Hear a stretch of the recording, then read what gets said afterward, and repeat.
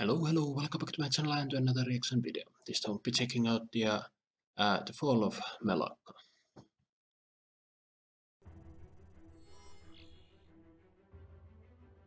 When the first Confederate ships slipped past the boundaries of the Antares miasma, they found a galaxy waiting to be explored and settled. But not all stars were open to them. An invisible boundary separated the Confederacy from a region of space that no ship from any nation would ever be permitted to enter. What the Bantherian civilization might once have been has long been debated, for when they were first encountered in 274, they clung to the husks of vast space stations, the glories of their lost empire rotting all around them. On countless such stations, billions of their kind lived in cramped squalor and warred against one another, led by petty tyrants. Despite their apparent barbarism, the Bantherians possessed great hosts of ships, decrepit and ancient, yet showing signs of advanced technology. They were a powerful force, but one focused inward. Their borders were closed, and the Confederacy did its best to not interfere in their affairs. But just over a century after they were first encountered, reports from their frontiers told of an unprecedented mobilization of ships and armies. For their first time in recorded history, gangs and factions who just months earlier had slaughtered one another now moved towards some unknown goal in unison. Confederate reconnaissance satellites and outposts directed every effort towards understanding this mustering, but the wild space of the Bantherians had always beguiled such efforts.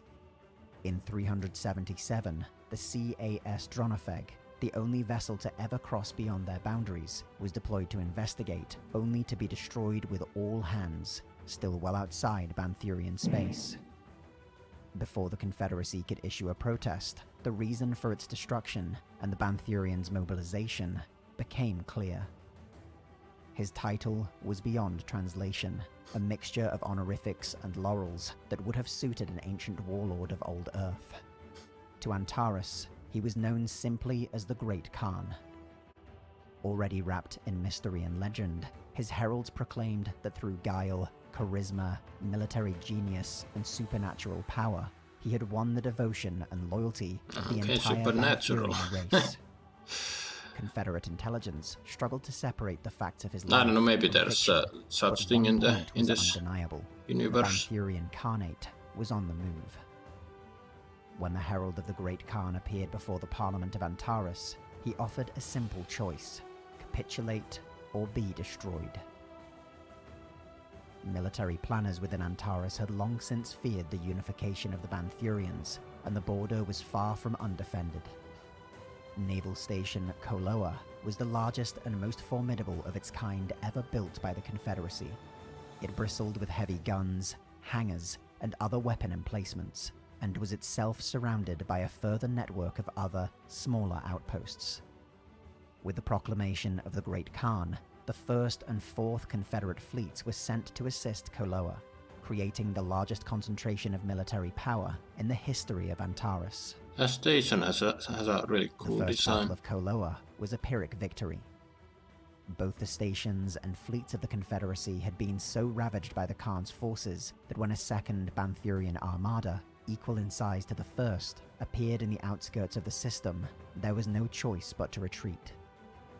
Naval Station Koloa was destroyed, and with it, the road to the heart of Antares lay open. The first world in the path of the Khan was Melaka, pride of the Prithvi star system.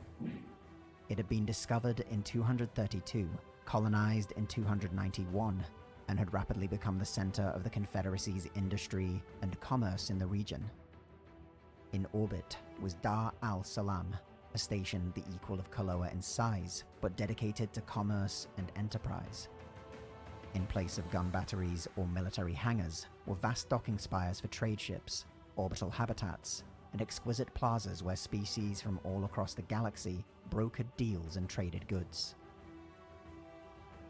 When the armadas of the Great Khan entered the Prithvi star system, Dar al-Salam and Melaka below fell into panic.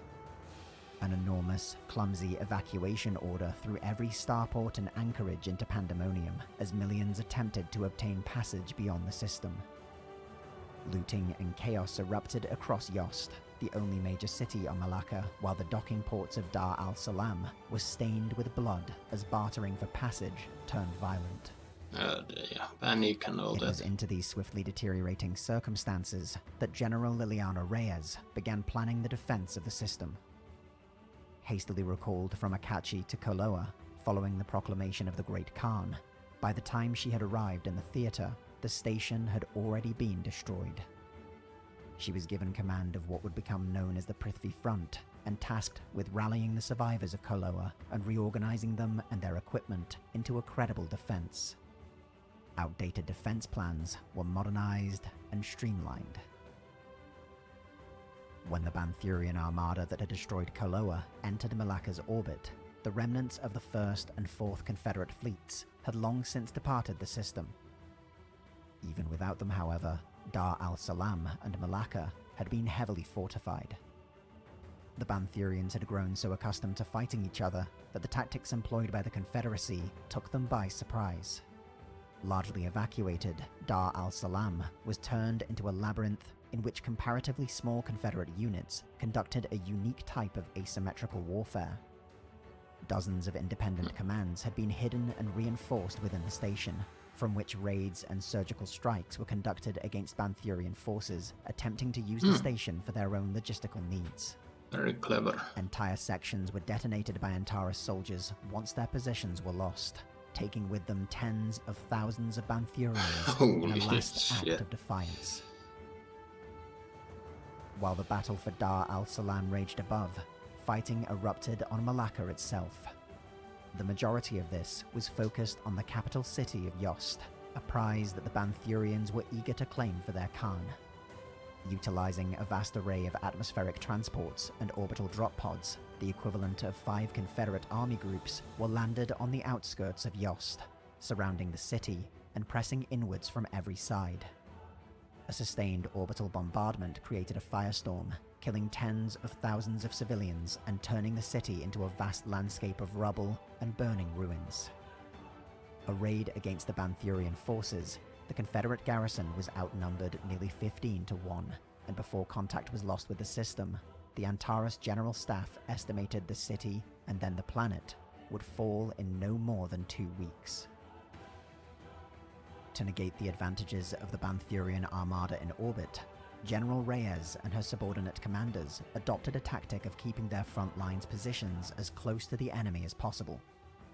Reyes herself described this as hugging the Banthurians, and its use slowed their advance by reducing the effectiveness of their supporting fire from both orbit and on the ground. The carnage of the urban fighting on Yost was like nothing else in Confederate history, eclipsing by far even the largest battles against the Anthorians, or Beldros. Landmarks that had once been the pride of the city were turned into fortresses. Luban Tower, a multi-kilometer-high skyscraper, would become almost legendary in its defiance of the Banthurians, in which a single understrength brigade repelled dozens of attempts to storm the building before it was finally destroyed by an orbital strike. This same story repeated itself dozens, if not hundreds of times across the city, as the hordes of the Khan were forced to fight city block by city block, building by building, street by street, and brick by brick. Confederate defenders created a network of tunnels running through ruined buildings and into sewers. Multiple times, Banthurian support elements advanced across what they considered to be dead ground, only for the dead ground to spring back to life and envelop them. That's Such pretty was the cool. ferocity of her defense, and the disproportionate losses her forces inflicted on the Banthurians, that killing General Reyes became a notable priority for the Khanate. Intercepted transmissions between Banthurian commanders included mention of her as a terrible butcher, and when word of these transmissions circulated across the defenders, the name stuck and provided a welcome boost to morale. General Reyes had hoped to delay the Banthurian conquest of Melaka long enough for a Confederate counterattack, but when multiple Khanate fleets, each equal in size to their armada in orbit, were spotted across the sector front, it was obvious that the fate of their world was sealed. One by one, the fortresses of Yost were stormed or destroyed from orbit.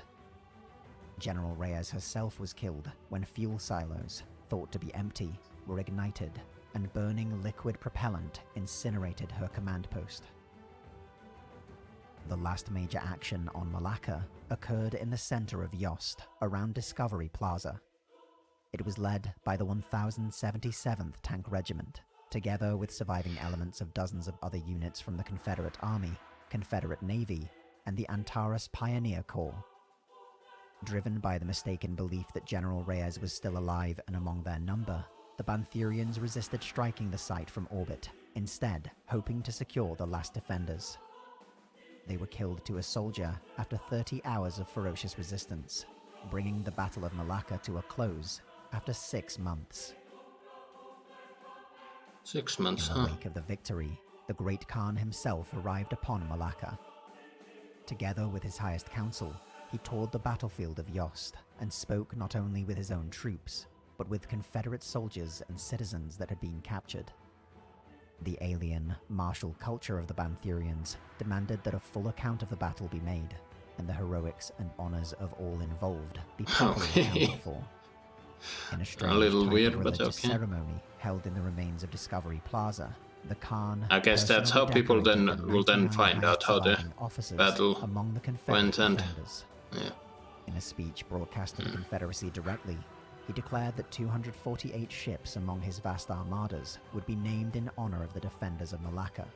A battleship bearing the name of Liliana Reyes of Antares would be among them. Okay.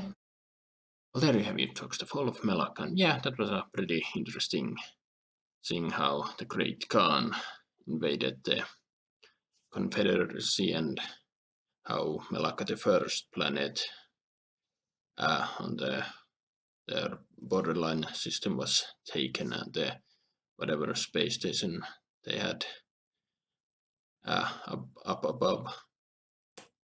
And yeah, it was and it makes sense. They explained how Melaka was a center of industrialism, and so taking it would be a huge hit against the Confederacy.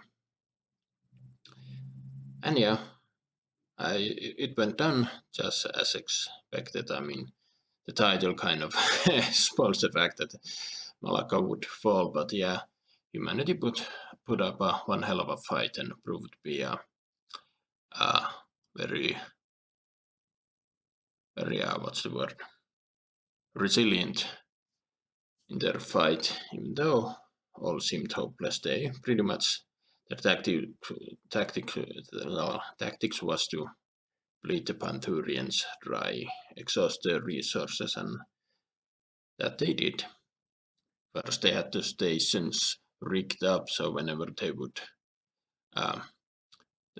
be whenever a section was lost, they would just blow it up, and I think they mentioned that tens of thousands Panthurians went down, so that's handy.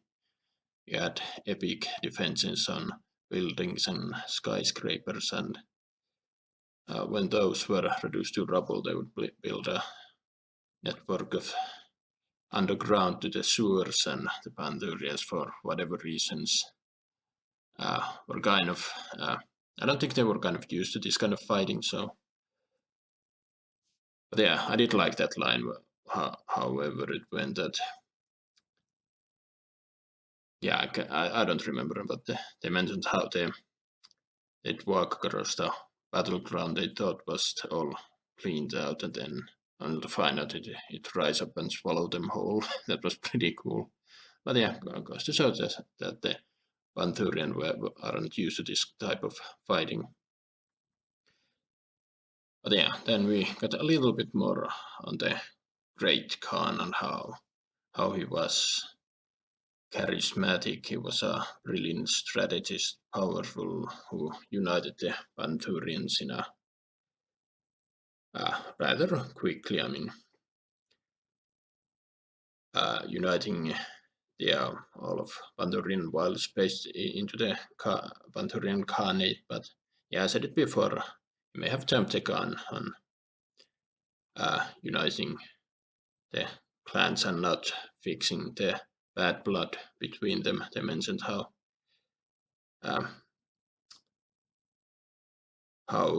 humanity managed to use that to their advantage. The fact that the Banturians were fighting each other.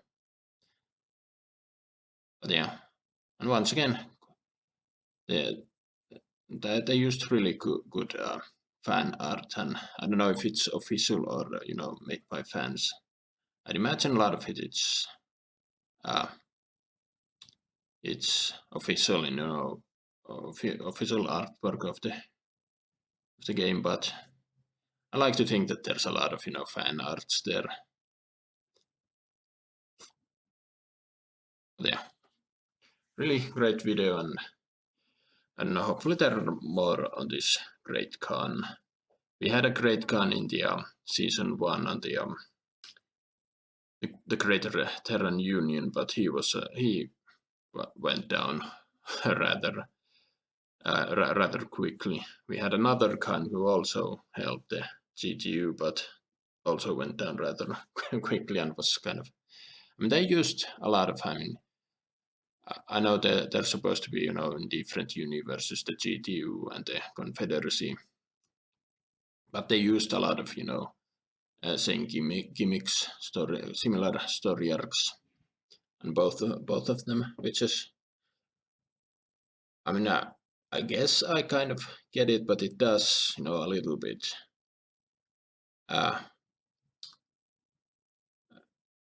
No, I like to be surprised, so it kind of bothers me sometimes when I manage to guess something or whatnot. But yeah, I'm talking too long. Hope you enjoyed my reaction. Don't forget to like, subscribe if you want, and I will see you in another video. Bye.